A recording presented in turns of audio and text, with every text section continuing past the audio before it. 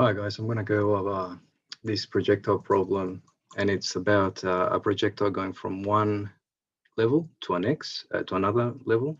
Here we're going to end up at a 26-meter height level from a ground level. And what I'm hoping to do is show you how to calculate that time value, and I'll do it in two forms. In this video, I'll do it by breaking the problem down into two separate problems.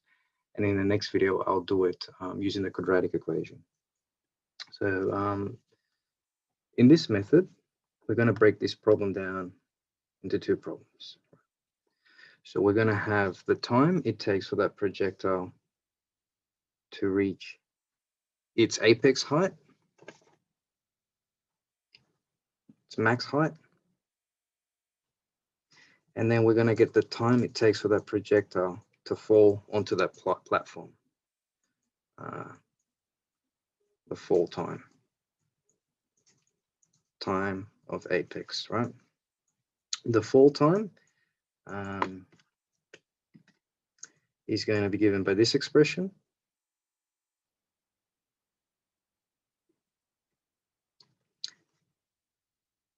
The apex time is going to be given by that expression, and the fall time is going to be given by this expression.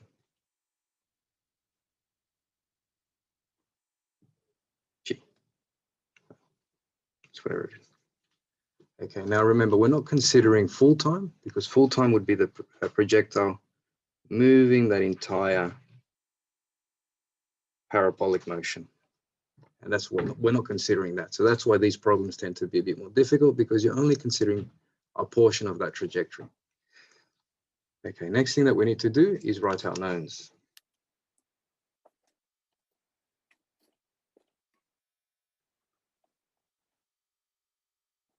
Okay. Now remember, horizontal component is given by cosine.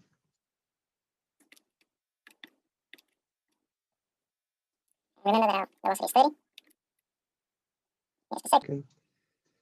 Our vertical component is given by our sine component. It's about 26 meters per second.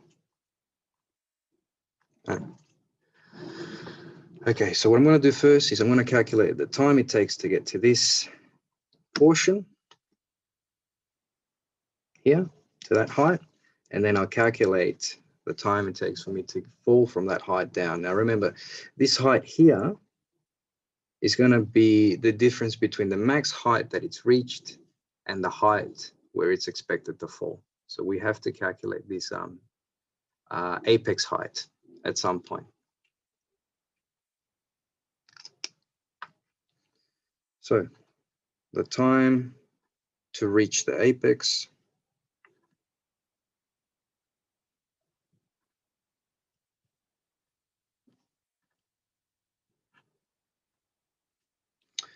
now, we'd consider the final velocity if the projectile went up and back down, but that's not what we're considering. We're considering once it gets to the top, and we know once it gets to the top, that final vertical velocity is going to be equal to 0.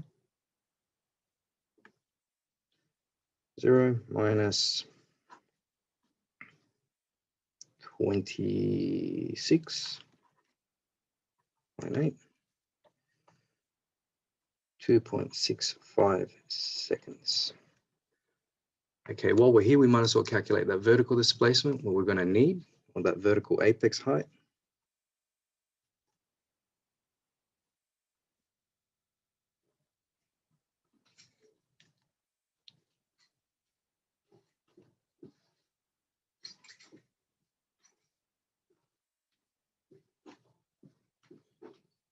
Remember, we're using our vertical velocity, not using the whole velocity.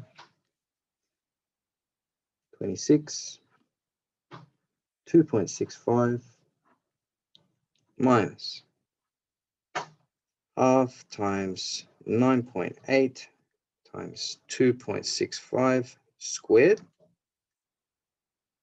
We end up with 68.9 minus 34.4.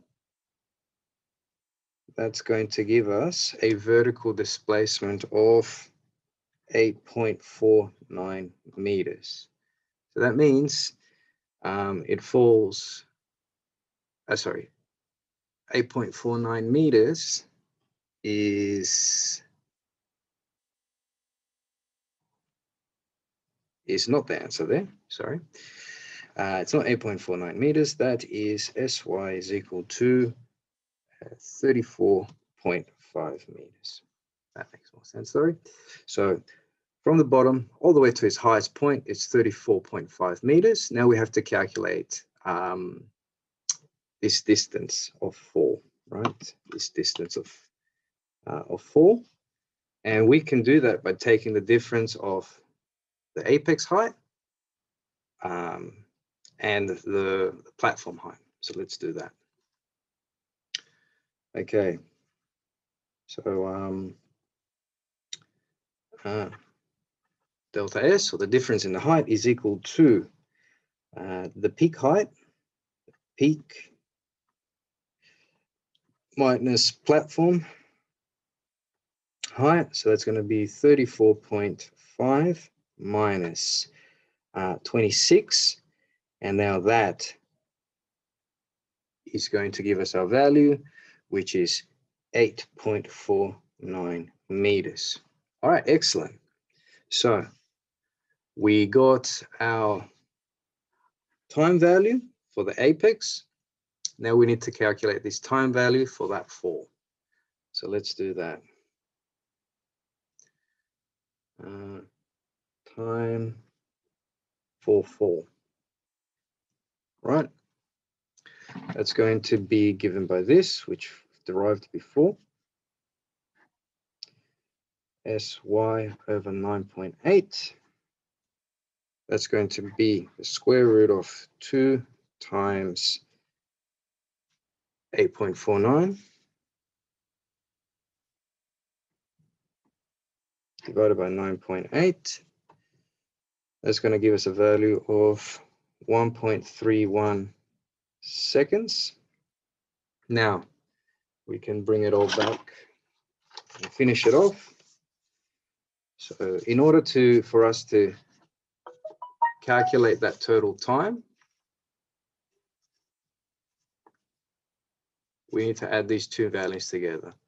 We need to add the time value for it to reach its height, which we've done here, and the time value that it takes for it to fall to that platform, right? Because once it's at its top, it's almost like it's free fall accelerating back down, ignoring horizontal velocity. We're just dealing with the vertical velocity and seeing how that changes during that projectile parabolic path.